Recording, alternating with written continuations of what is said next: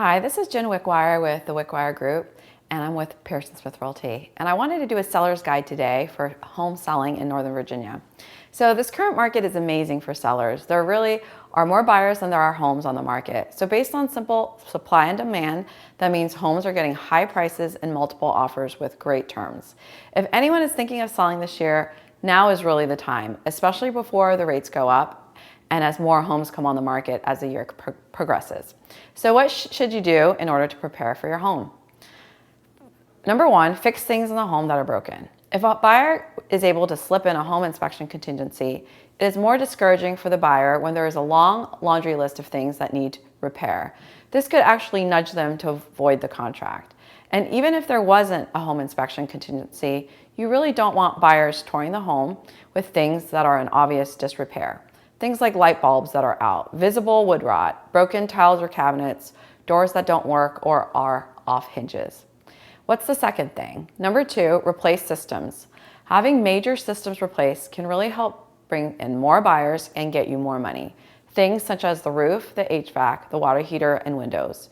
You can list your home for a higher price if many of these things have been replaced versus other comps in the neighborhood where these things weren't done.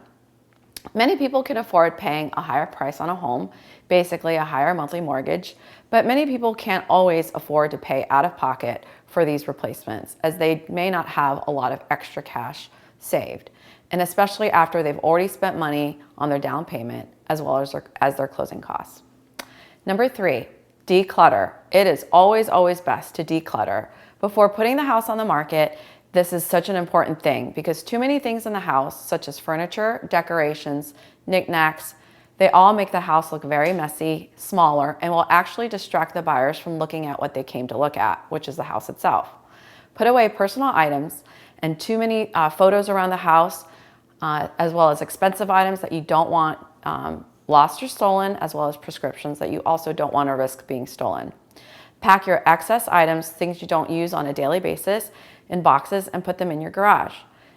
Also, storage space or closets are also okay to put boxes in because people know that you're moving.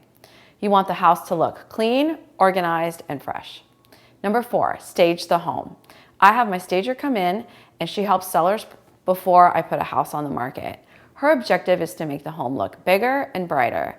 She may move around existing furniture, help you figure out what to get rid of and what to keep, organize and group decorative items, and anything else like that. If the home is empty, we can discuss bringing in furniture and home decor from the outside.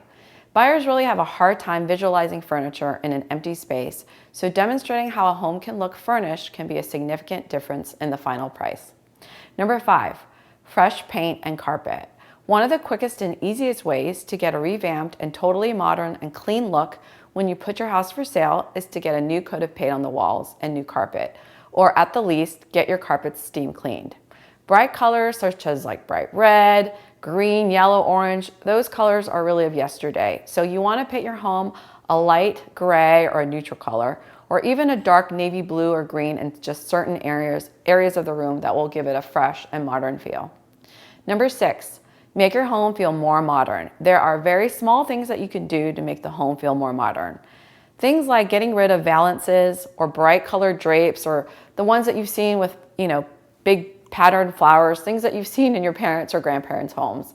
You want to get rid of those. You also want to get rid of big fake plants or flowers. That's also of yesterday. To modernize, you can just replace knobs, pulls, and give it like maybe a gold change of color or even a dark color.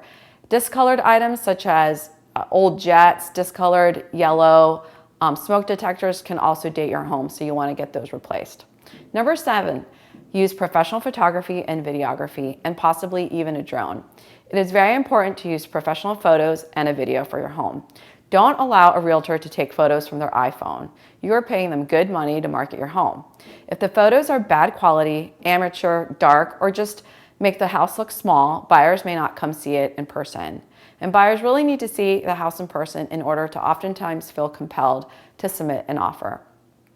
Videos must also reflect the flow and floor plan of the home, which is especially helpful for many out-of-town buyers who may not be able to see it in person. Finally, if the house has a beautiful or large backyard, has a golf course or a lake in the back, or is even in a wonderful town center or close to it, using a drone to get aerial footage is very important to get top dollar for your sale. Number 8, price your home correctly. Many sellers just want to price their home at the highest price, even if the comps in the neighborhood do not support the price. The problem with that is that lenders will require an appraisal, and if the home doesn't appraise, you could risk the buyer avoiding the contract if they put in an appraisal contingency in their offer. Pricing high also doesn't attract as many buyers as pricing it just right or even low. You may get the price you want, but you may get an offer with every contingency in place. Or if you price too high, it may sit on the market, and the days on market will hurt you. The buyers will try to lowball you and give you a low offer, or they may wonder if something's wrong with the home and not come by to see it. But pricing it just right or even lower can bring more attention to the home and ultimately get you multiple offers, a high price, and better terms. That means maybe there'll be no home inspection, no appraisal, and no finance contingency, which will be less headache and worry for you and a smooth and easy sale. And last but not least, you want to pick the right realtor. Working with an experienced realtor is critical. Experience matters when it deals with one of the largest financial transactions you will ever make. It could result in the difference of thousands and tens of thousands of dollars. The realtor should be local and knowledgeable about the area and market that you are actually selling in. They should also be communicative and responsive. As a seller, nothing can be more frustrating than calling your realtor and not being able to reach them for hours. Finally, the realtor should be caring and personable to understand your goals and listen to your concerns. Selling your home is personal and it's not just business. So I hope you'll call me with any questions or help to prepare you to put your house on the market or to even get a free home evaluation so you know what you could sell your home for. Please call me at 703-625-4779. Thanks.